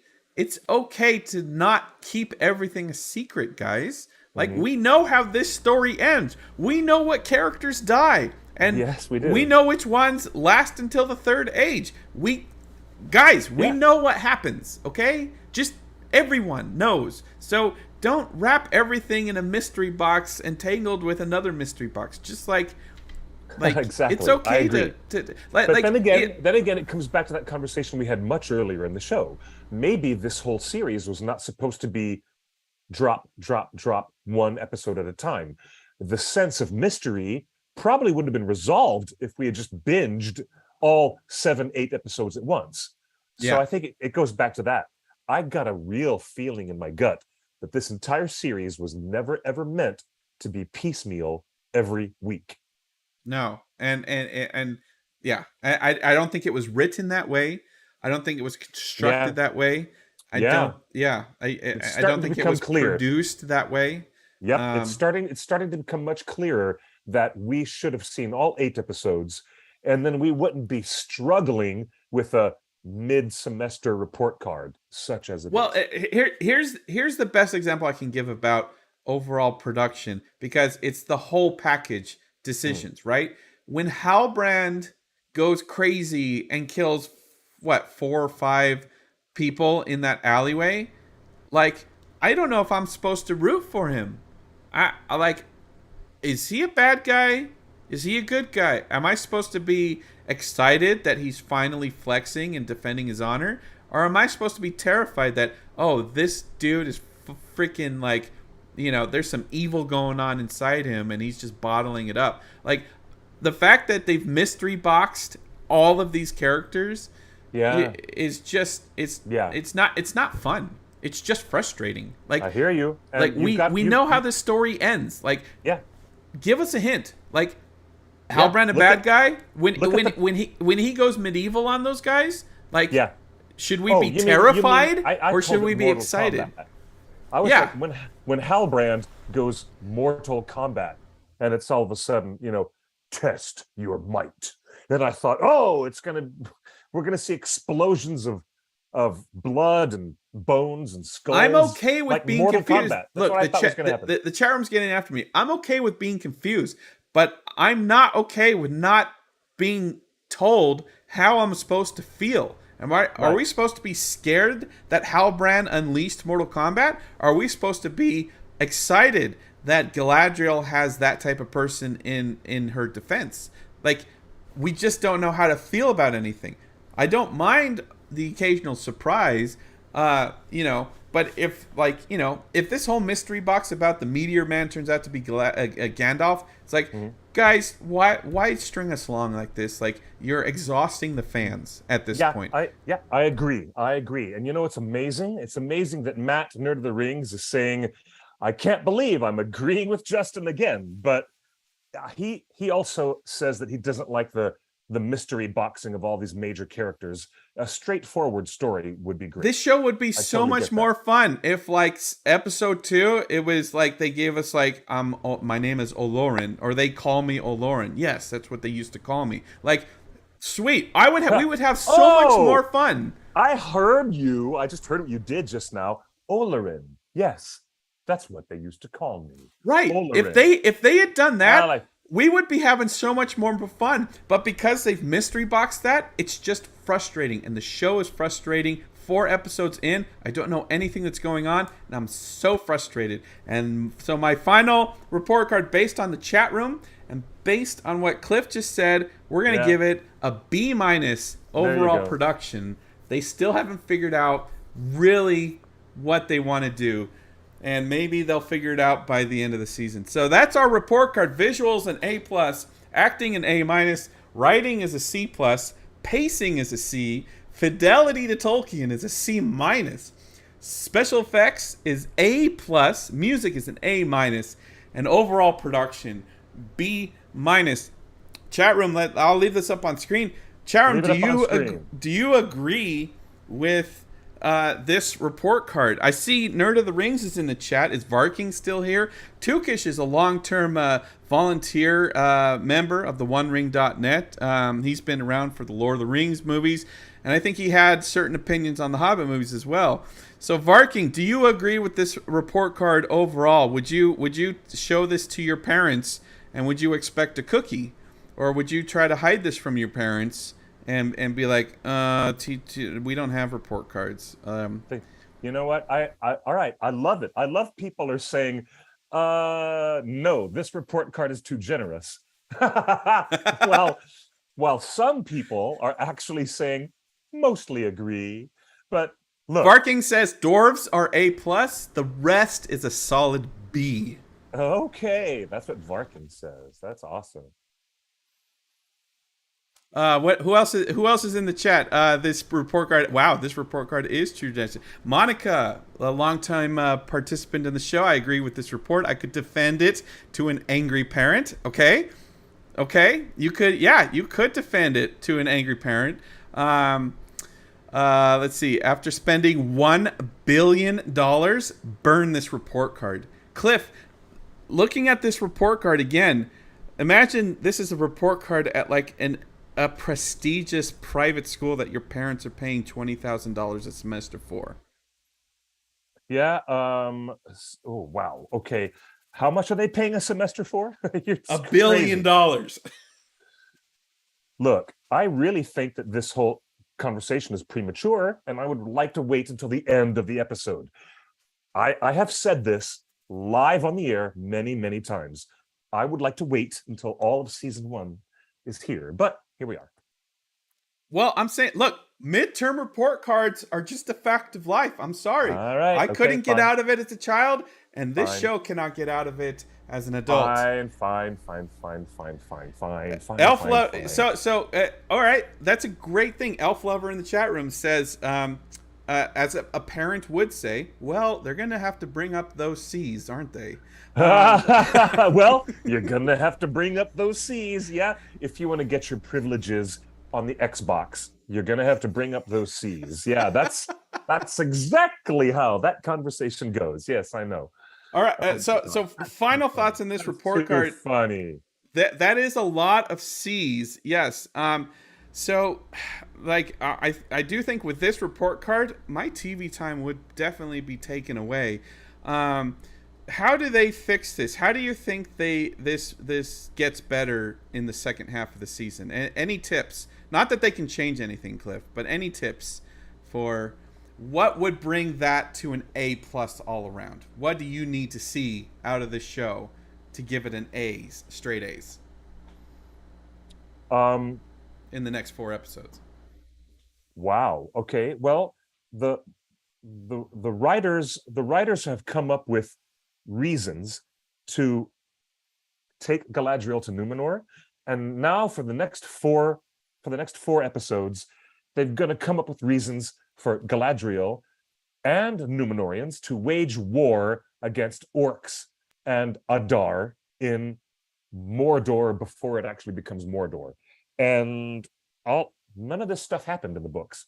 None of, even though I'm not just saying none of those things may have happened in the books, but what they really want to focus on is that Tolkien wrote pretty specifically that Galadriel sought to create realms of her own. You know, she wasn't running around Middle Earth in the Second Age, according to what we know, that she wasn't just like, oh, my brother's dead and I'm going to go on a revenge tour against Sauron. I thought that there would be a little bit more in the department of how she thought about planning her own dominion and having her own realms in Middle Earth. And we haven't gotten there yet. So if they want to improve on these grades, then they probably need to more fully manifest and realize for us, the audience, something that more closely adheres to the real things that Tolkien said she was actively doing at the time. So they've got a lot of stuff to do in season 2 to get more of this up front. They really do.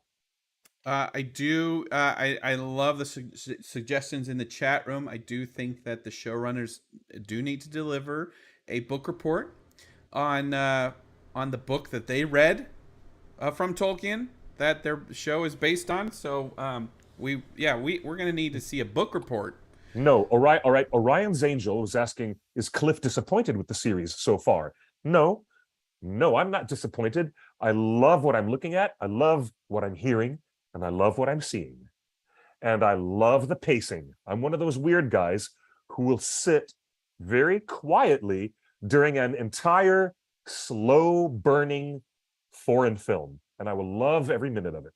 I love meditating on images and sounds. And a lot of filmmakers have that approach. So, but really, the content of the story about how Galadriel is, she has a very strong constitution, but it's for her own desire to open up her own realms, not her desire to have a boyfriend named Halbrand and run around, bickering with Numenorian Queen Regent all day and all night. It's just whatever's wobbly, at least they have the chance to figure out what is wobbly now, and then they can make it less wobbly later on as they tighten things up and improve their approach to this. Yes, I'm with you on this. Okay. And I do, from my perspective, I think the next 4 episodes are going to give us exactly what I want. Wait a minute. Cooperman just said it needs more violence. And I'm like, wait a minute. I just saw that warg chewing on an elf arm. Maybe it was an orc. I don't know. But I thought that was really gross to see people getting their bodies snapped into pieces by Halbrand. And I thought it was gross and violent that Adar is feeding an elf arm to the warg. I think it's violent. Just enough. That's just enough. That's a different type of violence. Just enough. Look at what Lurtz did in Fellowship of Ring. I mean, Boromir had 3 or 4 arrows in his chest. Like that was just violence, right? Yeah, and then Aragorn fights Lurtz. Like that was violence. Yeah, I know. Like there's just, I don't know. I think what he's getting at in the chat room. room. That Monica's right. Monica says, I think meat is back on the menu. That's right. Thanks, Monica. That was a good one. I should have seen that one coming. Steven says the fact that the show is not leaning heavily on fights and violence is a plus for me. Well, good on you. And I think I need more action.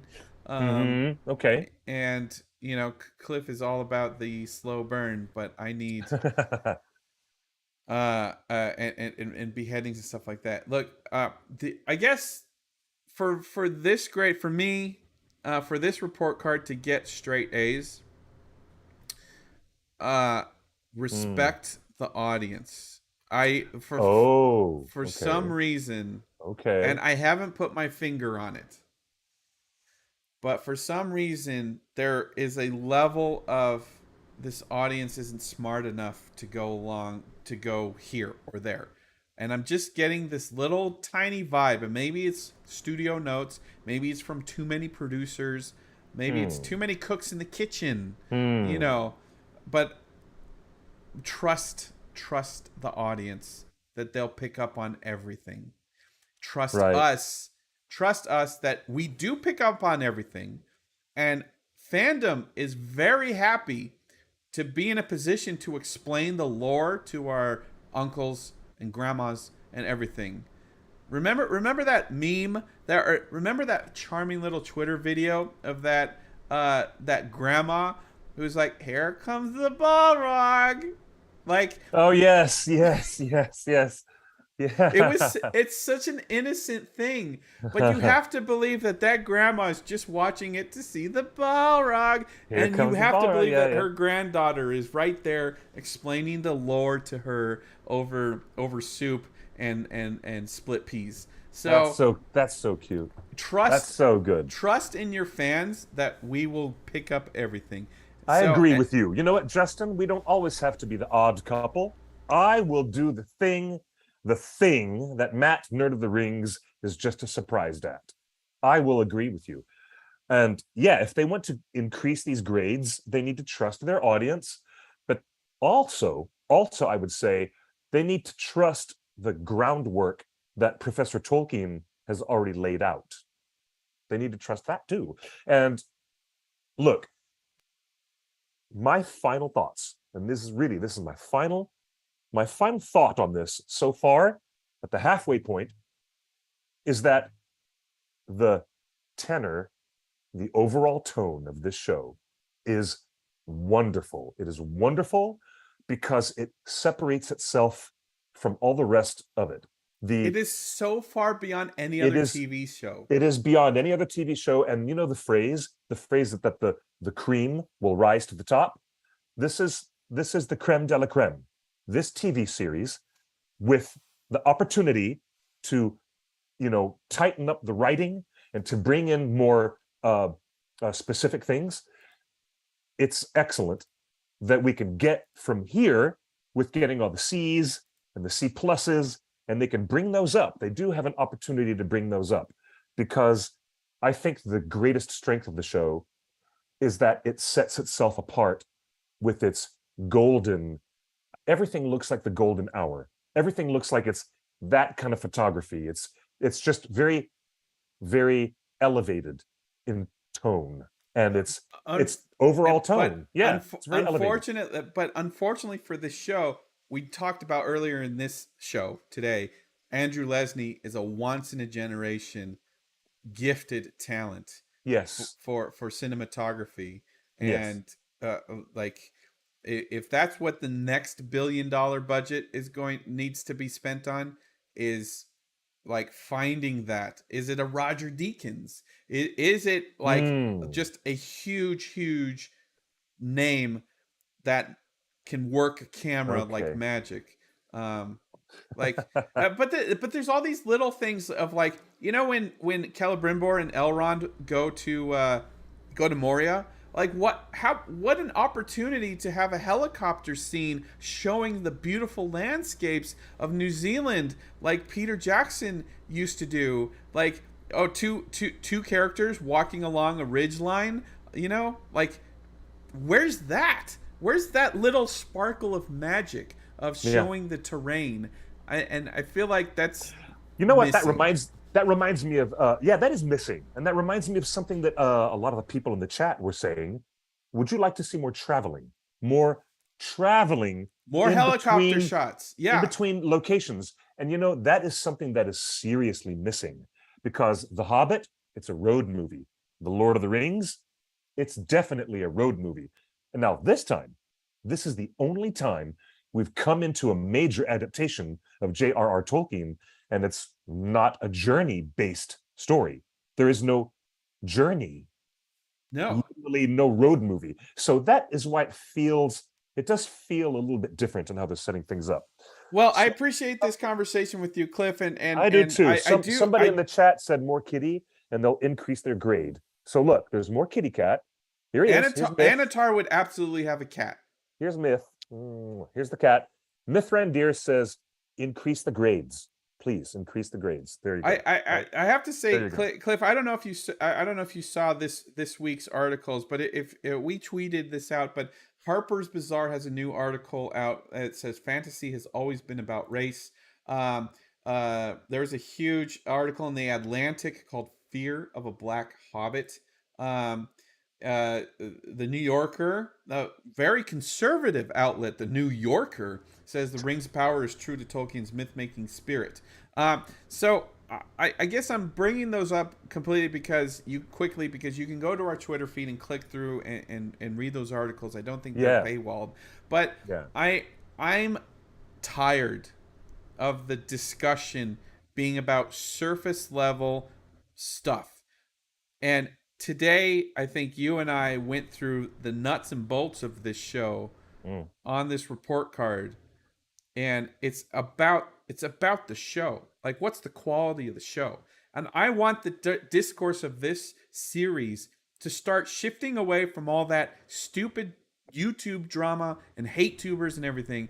Let's just Yep. stop talking about it. Yep. Stop hate tweeting. Stop quote tweeting. Stop screenshotting and sharing. Can you believe this toxic take? We know Yep. that's their business. Let's start talking about the things that matter, because this report card is a mediocre report card for an Ivy League private school. My parents would not be happy if they spent $1 billion on this. And these are kind of valid things, and there are opportunities for this report card to get straight A's by the end of the season, and I fully expect that. So I'm just happy to be talking about the Yeah. stuff we care about. I guess that's what I'm saying. This Yeah. is what we care about. I agree. And I am glad that you set that context. It's very important. I care about that. I was always going to give a hard grade on the writers. I care about the writing more than I care about the You've music, said that for 2 years. more than I care about the music and the set designs and the photography and the look, I love great cinematography. I love that stuff. But if it's at the service of a story that is poorly thought out, then you're in a problem town. And I'm not even insinuating that the storyline with the Rings of Power season 1 is poorly thought out. I'm just saying that the inertia, we're talking about the inertia and how it needs to start moving forward. But then again, you know what? I bet you what crippled our perception of the show is that it was not dumped all 8 episodes all at one time. I think that was a big miss. Big miss. I agree. That, Big miss. I mean, a yeah, billion yeah, dollar. And the thing yeah. is, the $1 billion thing has been talked about for 5 years. Like, if you spent a billion, just drop $1 billion at once. Like, oh, you want $1 billion? Boom, here you go. You like that? Hmm. You like Balrogs? Hmm. You like big epic fights? You like sea-swarthy people and stuff? Like, Seaworthy captains bringing an armada to Middle Earth. also, how dare you introduce Isildur as a sailor and not have a sea shanty? I asked you 2 years ago in the middle of the pandemic when that was You're all the funny. rage on TikTok. Amazon, I told you while you were in production, put a sea shanty in the show. I want Isildur, I want Elendil in that booming voice of Elendil singing the baritones of a sea shanty. Please and thank you. Cliff, take us out. I love this audience, and I'm really grateful that we had a bunch of different voices talking with us today. Some of them were completely opposite of what we were thinking, and yet nobody dragged anybody down. It was really invigorating, and we have the ability to counterpoint one another, and still we appreciate where we are. We really appreciate where we are, sitting back and letting J.R.R. Tolkien appear in magnificent high definition on our screens, in our homes. And we get to talk with our friends once again in identifying all those things that we love about J.R.R. Tolkien. And it's great stuff. So thank you for being with us on a long show, a very long 2-hour programming day for Torn Tuesday. We're going to see you next week, everybody. More mischief, more weird rumors that I'm obviously not going to know anything about. You know, that's how it is around here. Justin's going to keep the stuff secret and keep it safe, and then I'll be surprised and we'll find out together. So thank you again for being our faithful friends and our faithful community members to join us again at theonering.net. We will see you all next week for another Torn Tuesday right here at 5 o'clock p.m. Pacific time, 8 p.m. Eastern. Until then, be gentle with yourselves, take care of one another, and don't let myth out at night. Do not let Mithrandir out at night. That's very important. So, everybody, stay safe, take care of yourselves. Until next week, I'd like to say buenos noches y buena suerte. Goodbye, everybody. Well, I don't think they're going to call us shills anymore.